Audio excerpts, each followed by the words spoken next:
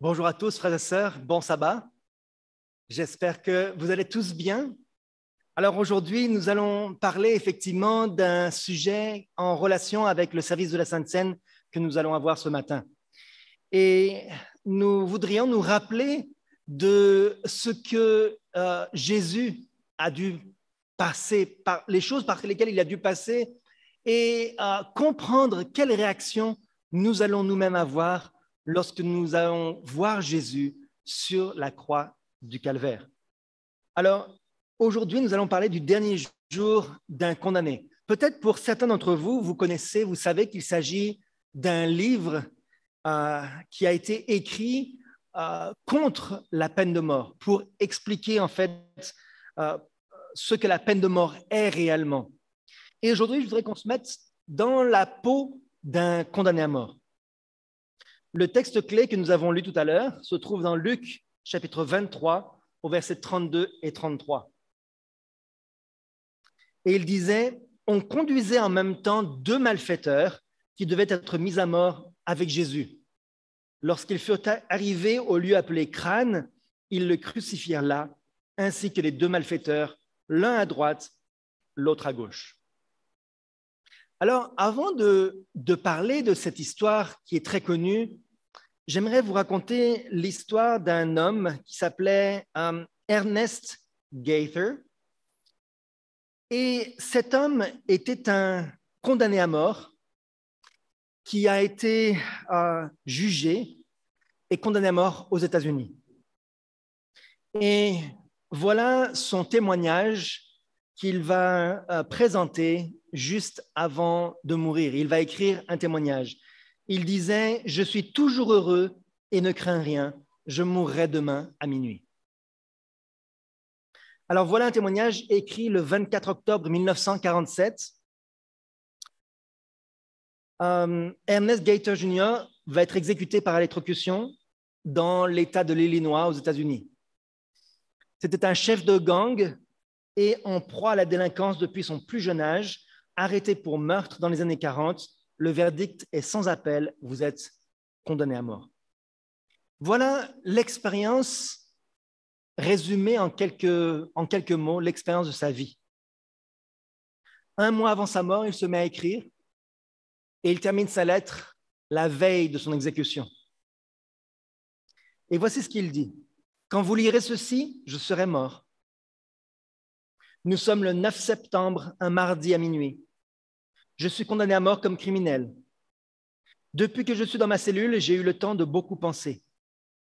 Quelques-unes de mes pensées, un avertissement aux criminels, ont été publiées aujourd'hui dans le journal de Chicago, le Chicago Tribune, dans un article adressé aux plus durs des endurcis.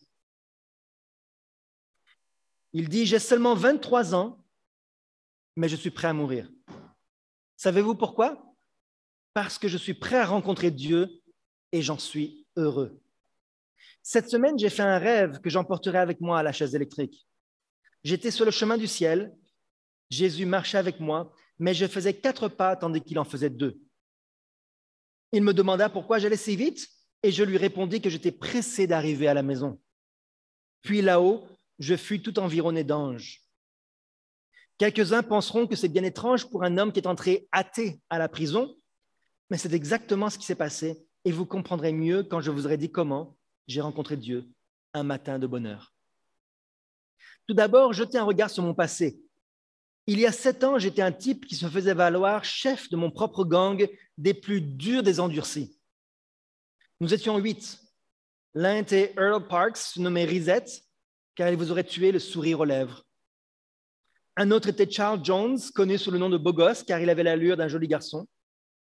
Les autres étaient Ebert Liggins, connu sous le nom de Pat Folle, car il traînait une jambe. William Lee était appelé Bill le Sauvage, et Charles Hill s'appelait Colorado Kid. Clyde Bradford, lui, était si noir que nous l'appelions tout bleu. Le timonier était Percy Belmar. Nous l'avions nommé ainsi parce qu'il était bon chauffeur, mon timonier numéro 1. Tous sont en prison, sauf Parks, qui a été exécuté. Il m'appelait Nénès, le gaspilleur et le coureur de femmes. Quand j'ai commencé à faire tous ces tours, j'étais encore un gamin. Ma famille cherchait à m'envoyer à l'école du dimanche et à l'église. Plus d'une fois, ils m'ont donné de l'argent pour que j'y accompagne mes jeunes sœurs, mais je n'y suis jamais allé. Je faisais promettre à celle-ci de ne rien dire, et pendant ce temps, je courais au cinéma. Je disais à mes parents que j'étais allé à l'église, et ils ne s'apercevaient de rien. Le crime était en moi, et les films que je voyais m'aidaient à concrétiser mes idées. J'y apprenais quelques trucs qui m'instruisaient sur la façon de s'y prendre. Je me souviens du jour où j'ai vu le film « J'ai volé 1 million ». J'étais là, désirant être le gars qui possédait le million. Puis j'ai décidé d'apprendre la boxe, pensant que j'étais costaud et qu'ainsi je pourrais me défendre à l'occasion. Je pensais aussi que ça pourrait cogner dur un jour. Je fus le meilleur de ma classe pendant un moment, puis je devins pro et combattis comme poids moyen pendant 5 ans. Je terminais comme poids mi-lourd. Le seul homme à me mettre KO fut Jimmy Bovins. À 18 ans, je me trouvais dans une maison de correction dans l'État de l'Illinois pour vol à main armée. En octobre, 8 d'entre nous s'échappèrent, mais le mois suivant, je me retrouvais au pénitencier Joliette. J'avais été capturé pour meurtre dans un parc de Chicago, mais fus libéré sur parole en juin. Il semblait que cela dût être une leçon pour moi, mais il n'en fut rien. 6 mois plus tard, j'étais chef d'un nouveau gang. Cela durera jusqu'au 9 février dernier. Ce soir-là, 3 d'entre nous attaquèrent Max Barren, 49 ans, dans son bar situé à l'ouest de Chicago. Barren essaya de saisir un pistolet. Je bondis sur lui, mais il était décidé à tirer. Je compris aussitôt que ce serait lui ou nous. Alors je tirai à bout portant et le tuai. Nous déguerpîmes avec l'argent, $300 en tout, que je donnais plus tard aux autres gars. Je m'enfuis à New York, puis à Atlanta, où la police m'arrêta. Et quelques semaines plus tard, je comparus devant la cour de Chicago. Reconnu coupable, ainsi retentit le verdict. Vous êtes condamné à mort, dit le juge sévèrement. Ainsi, j'entrai à Death Row, le sentier de la mort. Il n'y avait pas très longtemps que j'étais derrière les barreaux, le 23 mars dernier, quand une femme de ma race, Madame Flora Jones, de l'église baptiste d'Olivette, vint m'inviter à assister au service religieux pour les détenus. J'étais en train de jouer aux cartes avec d'autres copains et lui ris au nez. « Pourquoi faire ?» lui dis-je. « Je ne pense même pas qu'il y ait un Dieu. » Mais tandis que je jouais, la femme insistait.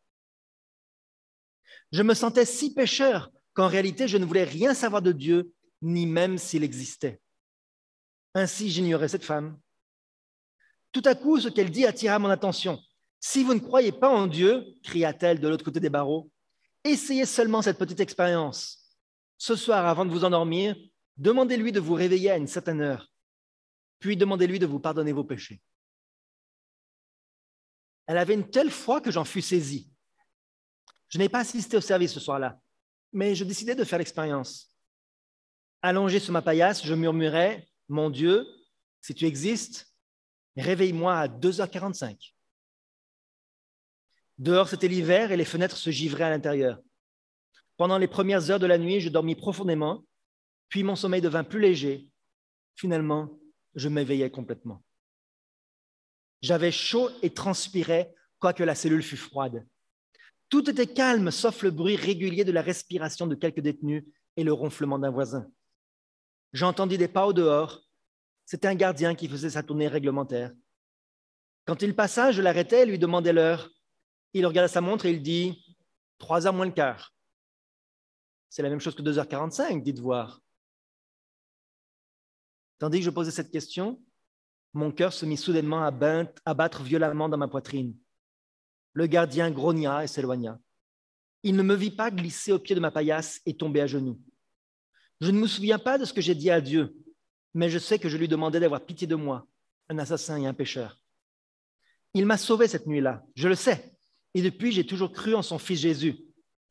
J'avais promis une rossée à un autre détenu pour le jour suivant.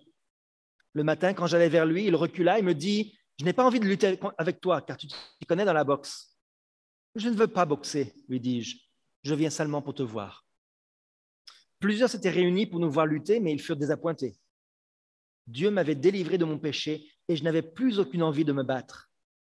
Plus tard, le bruit courut que je méditais quelques tours pour éviter d'aller à la chaise électrique. Mon cas passa devant la Cour suprême de l'Illinois qui maintint la sentence de mort. Cela me fit un coup mais je ne perdis pas la foi en Dieu. Je sais maintenant qu'il ira avec moi. Ainsi, vous voyez, je n'ai pas vraiment peur. Avant de mourir, je veux laisser un message pour les autres jeunes. Commencez à servir le Seigneur pendant que vous êtes jeunes. Avancez sur ce chemin et il vous gardera dans la droite ligne. Quand on commence à tuer, on est vaincu et il est difficile d'en sortir. C'est exactement comme pour l'habitude de fumer ou de boire. On en est esclave, on ne peut pas s'arrêter. Oui, je serai mort quand vous lirez ceci. Mais écoutez mon conseil. Le salaire du péché, c'est la mort. Mais le don gratuit de Dieu, c'est la vie éternelle en Jésus-Christ, notre Seigneur, dit la Bible. J'ai découvert que c'était vrai. Aujourd'hui, 22 octobre, le directeur Frank Sain m'a dit que le gouverneur Green m'accordait un délai d'exécution jusqu'au 24 octobre. Je suis toujours heureux et ne crains rien. Je mourrai demain à minuit. Et c'est les dernières paroles d'Ernest Gaiter qui a écrit cette lettre quelques heures avant sa mort. Et son verset préféré, c'était « Car Christ est ma vie et la mort m'est un gain ». Et il n'a plus rien écrit après cela, mais on a le témoignage de Peter Tanis, qui était un missionnaire des prisons, qui l'a accompagné jusqu'au moment de sa mort. Il est dit qu'il avait passé avec le jeune homme ses dernières heures sur terre au son de cantiques et de prières, et l'aumônier a partagé avec lui des purs instants de réconfort à la lecture de la Bible. La paix ressentie par Ernest en déboussolait plus d'un. Confiant, il réconforta même les gardiens nerveux qui le transportaient. « Pourquoi tremblez-vous ainsi? Je n'ai pas peur, » leur dit-il. Ernest pria pour sa mère, pour tous ceux qui l'avaient peiné par ses actes, et il a dit « Je ne vais pas mourir par électrocution, je vais seulement m'asseoir sur la chaise et m'endormir. » C'est une histoire triste, n'est-ce pas? Une histoire très triste, mais en même temps très belle. Nous devons tous passer par la mort un jour ou l'autre. Malheureusement pour lui, il aurait pu vivre encore de nombreuses années, faire du bien autour de lui, mais il savait que le moment suivant où il allait ouvrir les yeux, il allait voir son Sauveur face à face. Je voudrais qu'on puisse penser à ce que ces deux criminels qui étaient de chaque côté de Jésus ont fait. Lorsqu'ils ont vu Jésus sur la croix, quelle a été leur attitude, quelle a été leur réaction? Et pensez réellement à quelle réaction vous pouvez avoir. Parce que lorsque les gens réalisent qu'ils sont sur le point de mourir, ils disent généralement ce qu'ils ont au fond du cœur. Le lit de mort n'est pas un lieu pour les plaisanteries. La plupart sont très sincères dans ce qu'ils disent juste avant de mourir. Vous savez, on vit tous dans ce monde, on sait que autour de nous, et peut-être même nous-mêmes, nous jouons un rôle. Les gens mentent, trichent, volent, essaient de faire croire qu'ils sont quelqu'un de différent de ce qu'ils sont réellement. Mais le jour de sa mort, on se trouve tous devant quelque chose de très sérieux. C'est au moment de la mort qu'une personne révèle les secrets profonds qu'elle a cachés pendant plusieurs années. C'est au moment de la mort qu'un père donne les derniers mots à ceux qui sont réunis autour de son lit. C'est déjà arrivé à plusieurs reprises que des gens qui étaient infidèles dans le mariage révèlent à leur partenaire que l'enfant n'est pas d'eux. Certains vont même jusqu'à bannir certaines personnes de leur veillée funèbre. « Ah, je ne veux pas le voir, je ne veux pas la voir à mon enterrement. » Et bien sûr, un mort ne peut rien voir. Mais que la personne vienne ou non, le mort ne la verra pas, mais cependant, ces dernières paroles d'une personne sont prises très au sérieux. On ne va pas transgresser les dernières volontés d'une personne. Aujourd'hui, nous sommes face à la mort. Bientôt. La fin de toute chose. On vit dans les derniers jours de l'histoire de cette terre. Et les prophéties bibliques nous l'indiquent toutes. Tous les signes le montrent. On vient de voir la pandémie qui vient d'arriver. Et beaucoup ne s'attendaient pas à mourir durant la pandémie. Beaucoup de gens ont commencé cette année, en souhaitant à tous une joyeuse année et ne l'ont pas terminée. Nous faisons tous Nous sommes tous en sursis. Nous pouvons tous perdre notre vie d'un instant à l'autre. Alors, lorsque nous sommes face à la mort, quelle réaction nous allons avoir?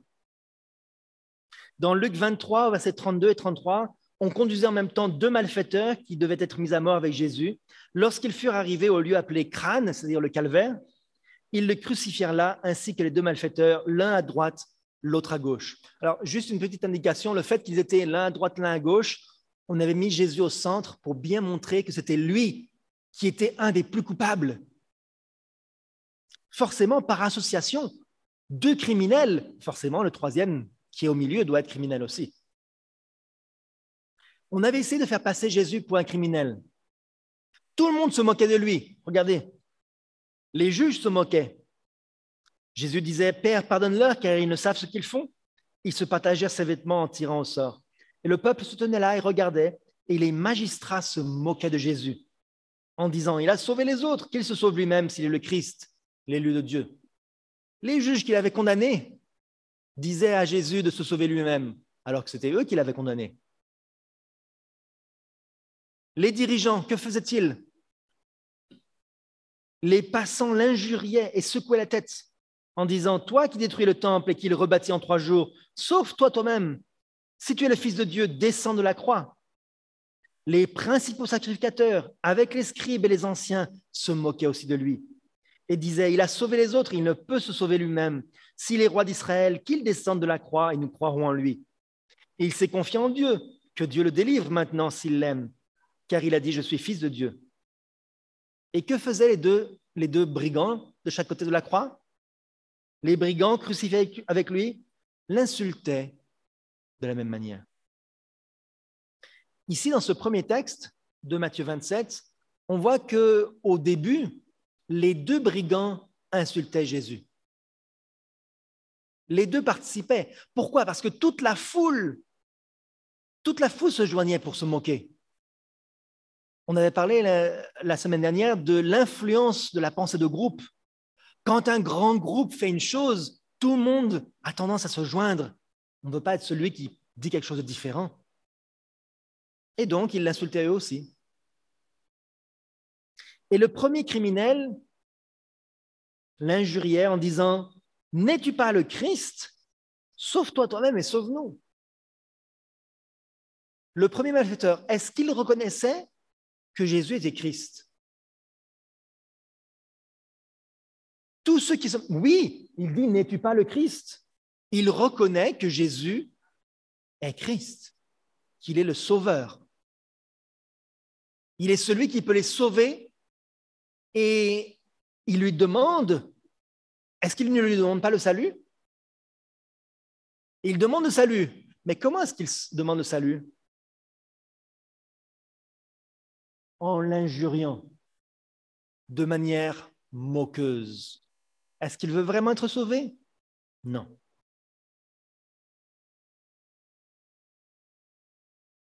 Cet homme était à l'article de la mort. Il ne restait probablement que quelques heures ou même quelques minutes avant de mourir. On s'attendrait à ce qu'il choisisse soigneusement ses mots. Il était juste à côté du Christ qui avait le pouvoir de pardonner les péchés, et il le savait.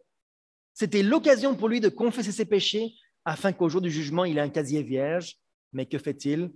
Il attaque Jésus.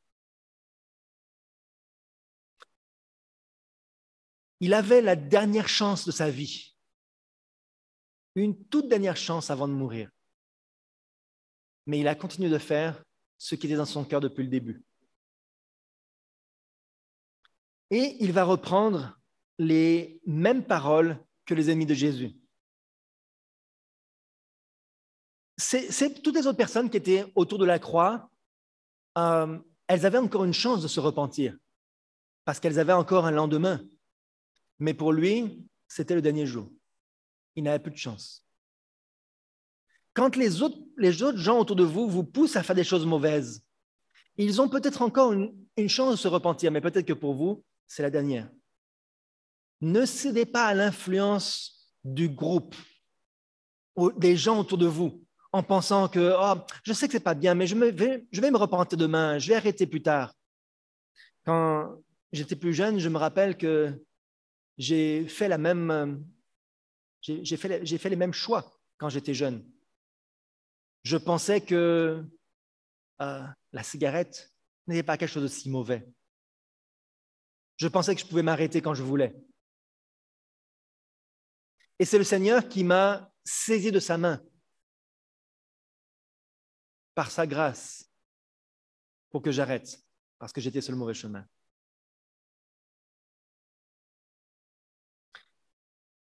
Dans Jacques 4, verset 14, la Bible nous dit « Car vous ne savez pas ce qui arrivera demain. Car qu'est-ce que votre vie?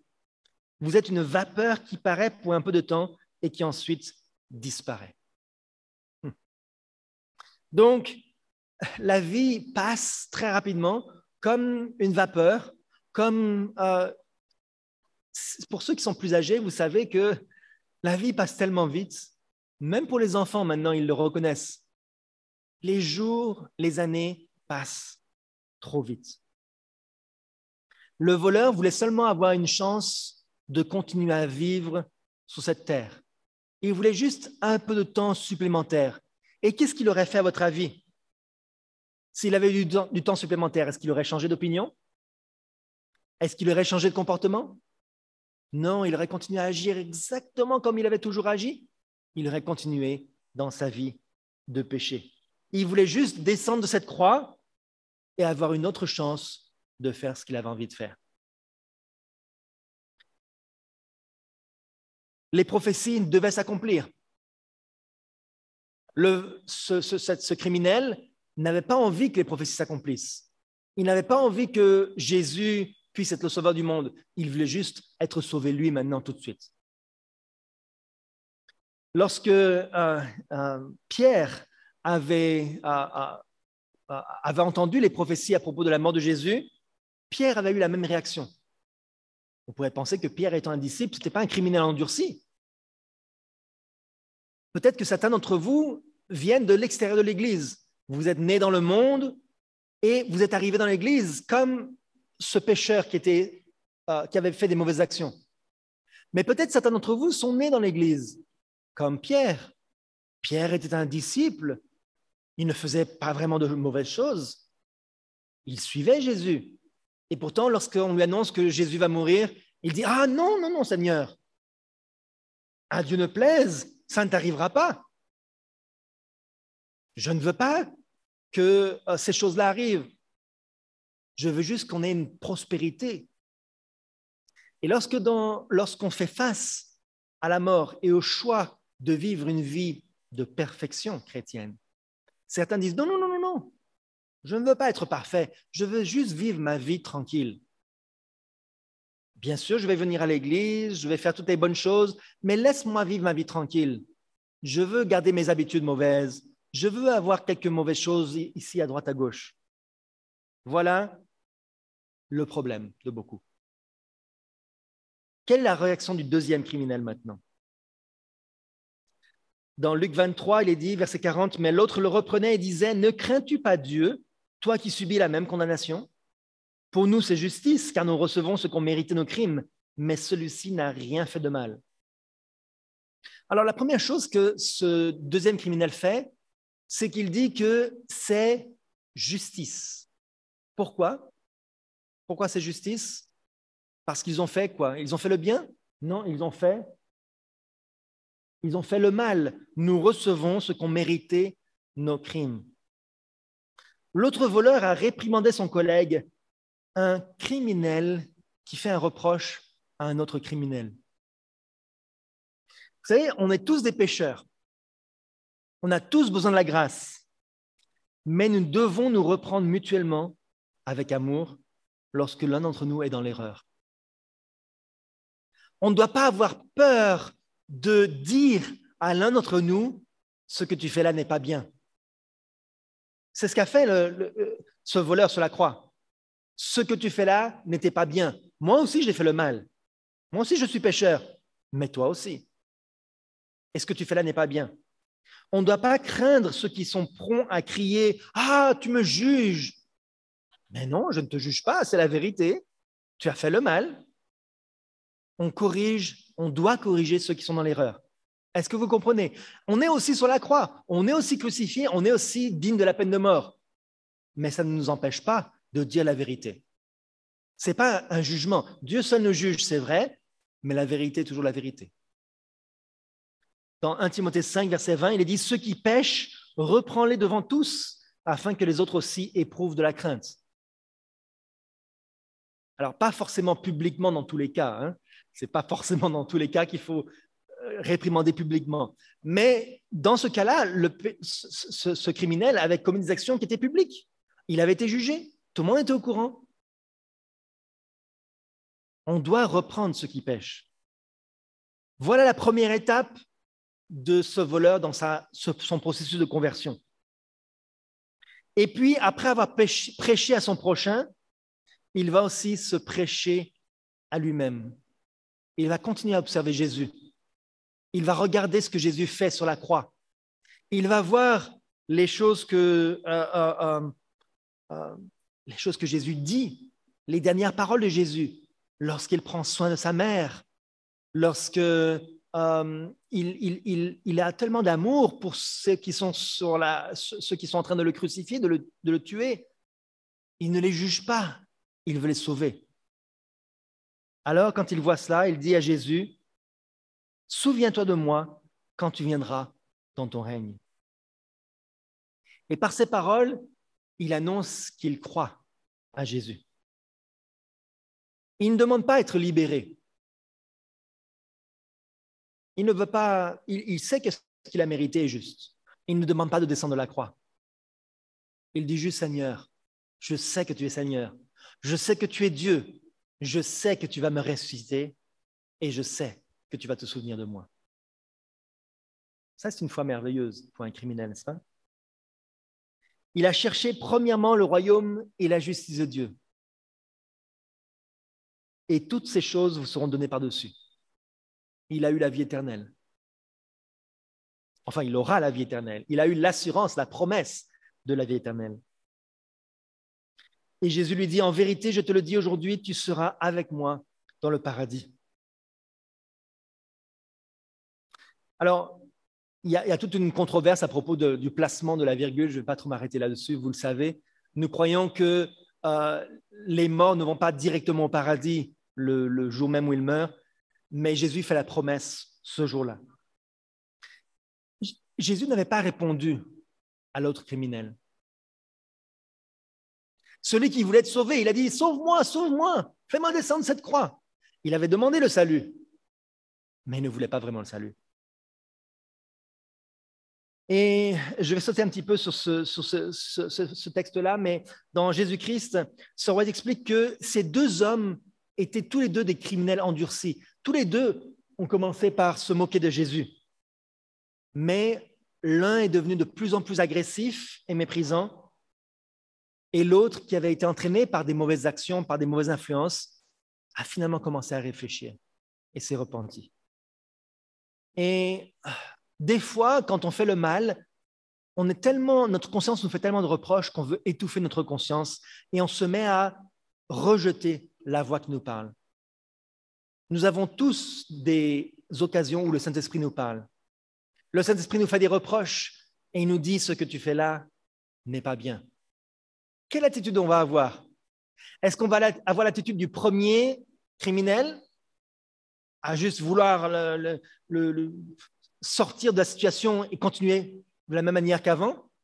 Ou bien est-ce qu'on va vouloir se repentir et réfléchir à ce que nous avons fait? Lorsque Jésus a entendu les paroles de ce criminel, le deuxième, il est dit « Quelle joie pour le Sauveur d'entendre le malfaiteur mourant manifester sa foi et son amour. » Alors que les chefs de la nation juive le renient et que les disciples eux-mêmes doutent de sa divinité, ce pauvre larron, sur le seuil de l'éternité, reconnaît Jésus comme son Seigneur. Plusieurs ont été disposés à le reconnaître comme le Seigneur alors qu'il opérait des miracles ou quand il fut sorti victorieux du tombeau. Mais seul le coupable, sauvé à la 11e heure, le reconnaît pendant qu'il agonise sur la croix. C'est facile de reconnaître Jésus lorsque tout est prospère. C'est facile de venir à l'église lorsqu'on a la salle est remplie. C'est facile de dire « je crois » lorsque toute ma famille est croyante. Mais lorsque vous êtes seul, isolé, que votre foi est testée, là, je veux savoir si vous allez être persévérant ou pas. Est-ce que vous allez reconnaître le Seigneur Jésus-Christ dans votre vie lorsque les choses sont difficiles, lorsque vous luttez, lorsque vous allez mourir? En conclusion, nous savons que le temps est court. Le temps est court sur cette terre. Nous ne savons pas ce que demain nous réserve. Vivons chaque jour comme si c'était notre dernier jour. Dans Jacques 2, verset 12, il est dit « Parlez et agissez comme devant être jugés par une loi de liberté. » Le jugement a lieu en ce moment, frères et sœurs. En ce moment, nous allons avoir la condamnation pour la vie éternelle ou la libération de tous nos péchés. C'est maintenant que le jugement va être prononcé. Parlez et vivez d'une manière qui montre qu'il y a un jugement. Mettez de l'ordre dans votre relation avec Jésus. Et s'il y a une chose à laquelle nous devons donner la priorité plus que tout, c'est notre salut. Il y a plein de choses dans notre vie qui ne nous paraissent pas importantes. Hier, je discutais avec une personne qui me parlait du risque de son métier. Elle me disait dans mon travail, je sens que je fais des compromis avec ma foi. Je sens que ce que je fais n'est pas totalement compatible avec ma foi. Je ne sais pas quoi faire. Quelle est la priorité? Notre travail, notre carrière, ou bien de régler notre vie avec Dieu? Que nos dernières paroles et les dernières années qui nous restent à vivre, ou peut-être jours, ou peut-être heures ou minutes, ou même secondes de notre vie, témoignent de Jésus. Assurez-vous de n'avoir rien entre vous et lui. Assurez-vous de purifier toute votre vie afin que vous soyez capable de vous présenter devant votre Père céleste sans honte au jour où il vous rendra sa sentence. Dans 1 Pierre 4, verset 7, il est dit « La fin de toute chose est proche. Soyez donc sages et sobres pour vaquer à la prière. » Alors, c'est mon vœu, ma prière et mon encouragement pour chacun d'entre vous, frères et sœurs. On a tous nos luttes. Tous. Tous, nous avons des choses qui ne vont pas encore. Soyons sérieux, parce que les derniers instants de notre vie, on doit vraiment réfléchir sérieusement. Que Dieu nous vienne en aide et qu'il nous garde. Amen.